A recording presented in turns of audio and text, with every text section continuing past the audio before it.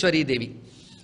అమ్మవారి యొక్క నామములు సిద్ధనామములు వరుసగా ఇక్కడ 3 కనిపిస్తున్నాయి. సిద్ధేశ్వరి, సిద్ధ విద్య, సిద్ధమాత, యశస్విని. ఇది క్రమంగా ఉన్నటువంటి విషయములు. ఇక్కడ సిద్ధికి సంబంధించిన నామములు ఇవి. అమ్మవారిని ఆశ్రయిస్తే అన్ని సిద్ధులు లభిస్తాయి. అన్ని సిద్ధులకి ఆవిడ తల్లి. అందుకే మనకి సిద్ధ సంబంధమైన నామం ఇదివరలో కూడా మనం చెప్పుకుంటూ అణిమాజ్యష్ట సిద్ధులు కూడా అమ్మవారి స్వరూపములు. అదేవిధంగా ప్రతి కార్యము ప్రతి మంత్రము ఏది సిద్ధించాలన్నా అమ్మవారి అనుగ్రహం రావాల్సింది. మనం మంత్రం జపించినంత మాత్రాన్ని సిద్ధి రాదు, అమ్మ దయ ఉంటేనే సిద్ధిస్తుంది. అందుకే మంత్రమంతా చేసి గుహ్యాత్ గుహ్యగోప్తిత్వం అని చెప్పుకుని సిద్ధిర్భవతమే దేవి అనాలి. అందుకే ఆ తల్లి సిద్ధదేవత అని తెలుసుకుని ఈ నామాలతో అనుసంధానం చేసుకుని జపం చేసేటప్పుడు ఆవిడే సిద్ధేశ్వరి అని మనం ఆశ్రయిస్తే ఆ తల్లి తప్పకుండా అనుగ్రహిస్తుంది. అందుకే సిద్ధేశ్వరి, సిద్ధ విద్య, సిద్ధమాత. ఇక్కడ ఈ 3 మాటలకు విశేషం ఉన్నది. సిద్ధశక్తి ముందు సిద్ధులకు ఈవిడ ఈశ్వరి, సిద్ధులన్నిటికీ నియామకురాలు. అంటే ఈవిడ అధీనంలో ఉంటాయి సిద్ధులు అని చెప్పడం కోసమే సిద్ధేశ్వరి. ఏ సిద్ధి అయినా ఈవిడ అధీనమే. అందుకే సిద్ధలక్ష్మి అని ఈ తల్లిని మనం చెప్పుకుంటున్నాం. కార్యం ప్రారంభించామంటే సిద్ధి కోసమే ప్రయత్నిస్తాం. సిద్ధి లేదంటే ఆవిడ పని చేస్తాడు. కనుక ప్రయత్నానికి మనం కోరుకునే సిద్ధేగా. కనుక సర్వసిద్ధులు ఎవరి అధీనంలో ఉన్నాయో ఆవిడ సిద్ధేశ్వరి. ఇది ఒక్కటి తెలుసుకుంటే చాలు. సిద్ధులు అనగా ఏమి ఈ లిస్ట్ అంతటి కన్నా నామానుకున్నటువంటి సూటి అని అర్థం తెలుసుకుని సిద్ధ విద్య, ఆవిడ సిద్ధ విద్యా స్వరూపిణి. విద్య అంటే ఏమిటి? మొదటి నుండి చెప్పుకుంటున్న విద్య అంటే ఉపాసన, మంత్రము అని 2 అర్థాలు ఉన్నాయి. అందుకే శ్రీ విద్య అని అంటున్నాం. దశమహావిద్యలు అని పేరుంది. విద్య అంటే అదేంటి, మెడిసినా ఇంజనీరింగా? అక్కడ విద్య అంటే ఉపాసనా మంత్రమని అక్కడ అర్థం. అంతేకాదు స్త్రీ రూపమైన మంత్రశాస్త్రములకు విద్యలని పేరు అని ఒక నిర్వచనం ఉన్నది. అందుకు అమ్మవారి శక్తికి సంబంధించినటువంటి మంత్రశాస్త్రములన్నింటికి విద్యలని పేర్లు. ఈ విద్యలు ఎన్నున్నాయో లెక్కలేదు. కానీ సిద్ధ విద్యలు అని చెప్పబడుతూ మొత్తం 10 ఉన్నాయి. ఈ 10ంటిని సిద్ధ విద్యలు అంటారు. ఈ 10 సిద్ధ విద్యల రూపము లలితాంబయే. ఇది తెలుసుకోవాలి. 9 విడిచిపెట్టి ఒక్కటి చేయగలం అంతే. అందరూ అన్నీ చేయగలరా? 10 విద్యలు ఎవరూ చేయలేరు. ఏదో ఒక్క విద్య చేయగలరు. అయితే ఆ ఒక్క విద్యలో మిగిలిన 9 విద్యలు ఉంటాయి. ఏది తీసుకున్నప్పుడు మిగిలిన 9 అందులో సమన్వయింపబడుతూ ఉంటాయి. ఆ ఒక్క విద్యను గూఢంగా గాఢంగా చేస్తే చాలంతే. అలా మనకి లలితా విద్య శ్రీ విద్య, ఇది దశమహావిద్యల్లో 3వ విద్య. అందుకే అక్కడ కూడా 3వ సంఖ్యే. అమ్మవారు త్రిపురా విద్య. ఆ విద్యకి షోడశీ విద్య అని, త్రిపురా విద్య అని, సుందరీ విద్య అని 3 పేర్లు చెప్పారు. మొదటి విద్య కాళి, 2వ విద్య తార, 3వ విద్య సుందరీ విద్య.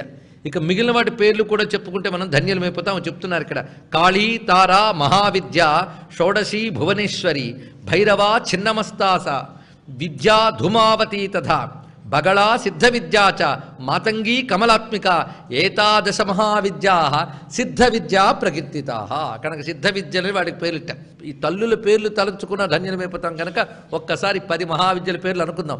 కాళీ, తార, షోడశి, చిన్నమస్త, బగళాముఖి, ధూమావతి, మాతంగి, భైరవి, కమలాత్మిక, భువనేశ్వరి. మొత్తం 10 మహావిద్యలివి. ఈ 10 మహావిద్యలకి సిద్ధ విద్యల పేర్లు.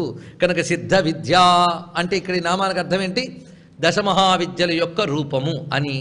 10 మహావిద్యల్లో ఒక సిద్ధ విద్య అయిన శ్రీ విద్యయే లలితాంబ అని 2 అర్థాలు తీసుకోవాల్సిందే. అందుకే సిద్ధేశ్వరి, సిద్ధ విద్య, సిద్ధమాత. ఇప్పుడు సిద్ధులకు నియామకురాలు అమ్మ. అందుకు ఆ తల్లే ఎవడికి సిద్ధి ఇవ్వాలని ఆలోచించి వాడిని ఎంచుకుంటుందిట. ఎంచుకుంటేనే సరైన గురువు వచ్చి విద్యిస్తాడు. అది తెలుసుకోవాలి. గురువుగారు ఎంచుకోరు, అమ్మవారు ఎంచుకుంటారు. గురువు దొరికాడు అంటే భగవంతుడికి మనపై దయ పుట్టిందని అర్థం. ఆయనకి దయ పుట్టి గురువుని పంపిస్తాడు. దైవం మానుష రూపేణ అంటే అర్థం ఇదండి. ఆ విధంగా వచ్చినటువంటి గురువు సంస్కరిస్తాడు. అందుకే సిద్ధులకు నియామకురాలైన తల్లి సిద్ధ విద్యా రూపంగా వచ్చింది. వచ్చిన తర్వాత వాడు సాధన చేస్తాడు. ఆ సాధన చేసిన సిద్ధులకి ఆవిడే తల్లి అయి అనుగ్రహిస్తోంది. అందుకే సిద్ధమాత అది చూపిస్తున్నాడు ఇక్కడ. సిద్ధ విద్యను ఉపాసించేటప్పుడు అతడు ఆ సిద్ధ విద్యాది దేవతకి శిశువు అయిపోతాడు. అంతే కదండి. అమ్మవారు ఉపాసకుడు అమ్మకి బిడ్డ అయిపోడా? అందుకే బాలభావానుసారేణ మమేదం హి విచేష్టితం మాతృవాత్సల్య సదృశం త్వయాదేవి విధీయతాం అంటాడు. మొత్తం అమ్మవారు పూజ చేసిన తర్వాత ఉపాసకుడు అంటే ఏదో చిన్నపిల్లల్లా చేశానమ్మా నేను ఈ పూజ చేయడం అంట. నేను పిల్లాళ్ళలా చేశాను, నువ్వు తల్లిలా అనుగ్రహించున్నాడు. ఎంత చమత్కారంగా చెప్పాడు చూడండి. ఇక్కడ పిల్లాళ్ళలా చేస్తే తల్లిగా అనుగ్రహిస్తుంది ఎవరండి? పిల్లాడు చూడండి రకరకాల లక్క పిడతలు అవన్నీ పెట్టి ఆడుతూ అమ్మ వండుతున్నానమ్మా అంటాడు. సరే వండునాయనా అంటుంది. చూడు మంచి కూర వండేని తీసుకోని ఉట్టిట్టు కూర చేతిలో వేస్తాడు, ఏమి ఉండదు. రుచిగా ఉందంటే అబ్బా చాలా బాగుందిరా అన్న అంటుంది. నిజంగా బాగుందా? ఆ పిల్లాడి మెప్పుకి.